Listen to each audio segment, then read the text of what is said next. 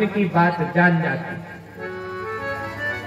जाती है बिल्कुल कि अभी आप क्या सोच रहे हो, तुम क्या सोच रहे हो, वो ये जान जाती कि नहीं। अब कछु तो कह रहे हाउ है, कछु डर के मारे कह रहे कापत तो जान जाते नहीं। तो जो कह रहे हैं कि हाँ जान जाते उनको धन्यवाद, और जो नहीं जान पाती वो बिल्कुल अपने पति को परमेश्वर जैसा मान करके उनकी सेवा में जुट जाओ, उनसे प्रेम करो, तो आप मन की बात जान जाओगी जैसे सीता जी जान गई। पिया ही की जान निहारी, मन मुदरी मन मुदे उतारी। पिया ही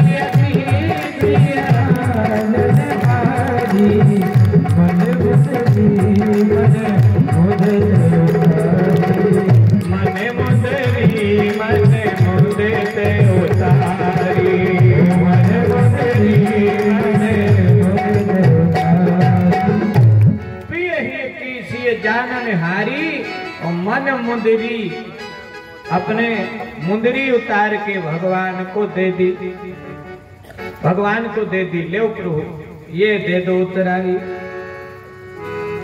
और जैसे ही भगवान ने वो मुंदरी दी, अभी तक केवट रोया नहीं था। केवट ने हठ तो बहुत की, प्रेम बहुत भरा था उसके भीतर, सौगंध भी खाई, ये भी कहा कि लखनलाल जी तीर भी मार दे तो हम डरने वाले नहीं हैं। ना केवट डरा ना झिझका, प्रेम से भरा था लेकिन रोया नहीं। और जैसे ही भगवान ने मुंदरी उतार के दी, ऐसा फपक फपक के रोया केवट, बिल्कुल तुरंत द्रवित हो गया, पानी पानी हो गया, टूट गया एकदम से। हे भगवान क्या कह रहे हो, आपसे हम उतराई में, आपके पास एक तो कुछ है नहीं। केवट को इस बात का भी बेहद दुख हुआ कि बताओ चक्रवर्ती राजा दशरथ के बेटे,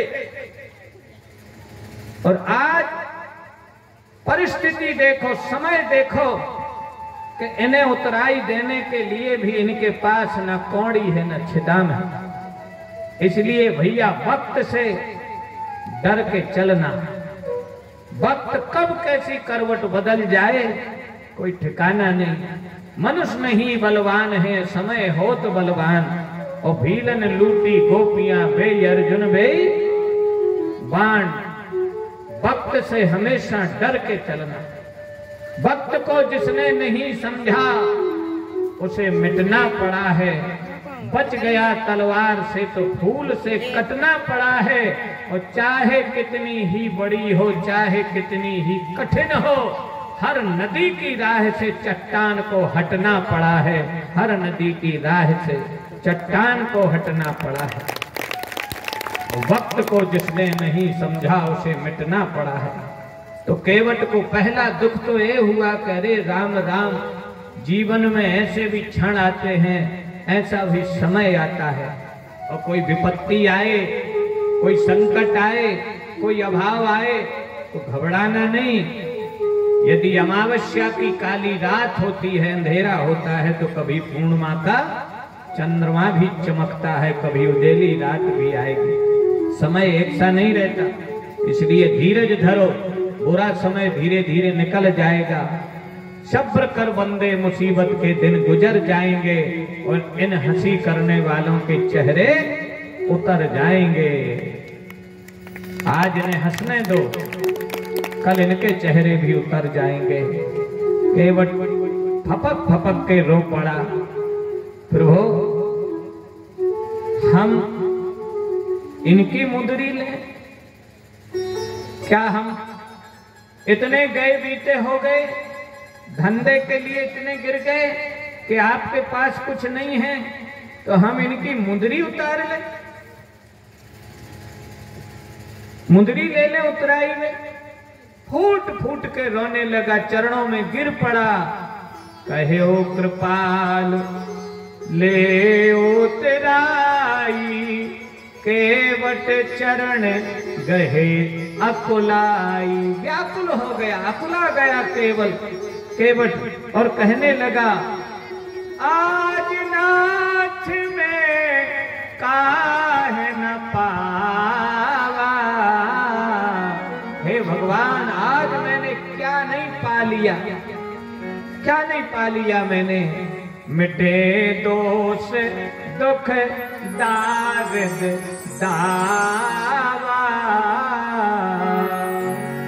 तुम उतराई देने की बात करते हो प्रभु, आज केवट ने क्या नहीं पा लिया। मेरे जन्म जन्मांतर के दोष मिट गए, मेरी दरिद्रता मिट गई, सारे दुख मिट गए और आज मैंने पितृ ऋण से मुक्ति पा ली। पितृ ऋण माने पितरों का ऋण होता है हमारे पास, पितरों का, हमारे जेठे बट्टों का ऋण होता। आज केवट ने चुका दिया, खुद तो तर गया केवट और फिर अपने पितरों को भी तार दिया, पितरों का भी उद्धार कर दिया। फिर भी भगवान ने कहा कि नहीं नहीं, छूचे अच्छा नहीं लगता, ये तुम्हारी रोजी रोटी है। तुम कह रहे थे कि यही विधि पालो सब परिवारू, नाच न जानो और कवारू। इसी विधि से परिवार पालते हो, तुम ही कह रहे थे ना अभी पहले, इसी विधि से परिवार पालता हूँ। तो यदि तुम लोगे नहीं तो परिवार कैसे पालोगे? ले लो ले लो ले लो कुछ। बोले नहीं प्रभु, हम तो वैसे ही नहीं लेंगे और आपसे तो और ही नहीं लेंगे। क्यों नहीं लेंगे? बोले नियम है कि नाई से ना नाई लेत, बामन से ना बामन कथा की बचाई लेत। खवास से खवास नहीं लेता। क्यों खवासी है? नियम ऐसा। बामन से बामन नहीं लेता, रजक से रजक नहीं लेता। और बोले प्रभु अब आपसे क्या ले, हमारी तुम्हारी तो एक ही जात है। अब लक्ष्मण को लगा कि भैया बुरे फंसे हो, ये तो शुरू से ही हट कर रहा, अटपट अटपट वाणी बोलता, केवल सुन केवट के बैन प्रेम लपेटे अटपटे। अब बताओ ये निषाद जाति का, धीमड़ जाति का, और कह रहा हमारी तुम्हारी जात एक ही है। हम पवित्र सूर्य वंश में उत्पन्न, रघुकुल शिरोमणि राघवेंद्र कौशलेंद्र, और ये कह रहा हम तुम एक ही जात के। तो लक्ष्मण जी तो ना समझ सके, लेकिन भगवान समझ गए और भगवान मुस्कुरा गए। लेकिन सीता जी असमंजस में पड़ गई कि ये केवट क्या अट्ट सत्य बक रहा है कि हम तुम एक ही जात के। तो केवट समझ गया कि सीता जी मैया जी समझी नहीं, तो केवट ने फिर डिस्क्राइब किया, व्याख्या की। बोले हम भी केवट और तुम भी केवट। भगवान बोले भैया कैसे केवट? बोले हम गंगा से पार उतारते हैं और तुम भव सागर से पार उतारते हो। बोलो उतारते हो कि नहीं? भगवान बोले बिल्कुल उतारते हैं। तो बोले जो पार लगाए वो कौन? राजा के केवट। बोले केवट। तो बोले तुम उतय के केवट, हम उतय के केवट, इसलिए हम तुमसे उतराई नहीं लेंगे। हाँ एक बात जरूर है कि आज हमने पार उतार दिया। आज आप हमारे द्वार आए, हमारे घाट पे आए तो हमने पार उतार दिया। कल जब हम आपके घाट पे आए तो आप हमें पार उतार देना। और भगवान ने वचन दिया कि केवट तुम्हें तो ठीक, तुम्हारे पूरे परिवार को पार उतार देंगे। बोलो भक्त वत्सल भगवान की। तो धन्य है वह प्रेम मूर्ति केवट, धन्य है उसका वंश, धन्य है उसका कुल, जिस कुल में ऐसे प्रेम मूर्ति केवट जैसे भक्त का जन्म हुआ। बहुत काल में कीन मजूरी, आज दीन विधि बनी भली पूरी।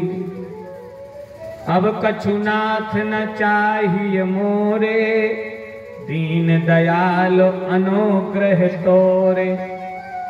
और था तो केवट बड़ा चतुर, सीधा साधा था, बिना पढ़ा लिखा, लेकिन चतुर बहुत था। विद्वान भले नहीं था महाराज जी, लेकिन बुद्धिमान बहुत था।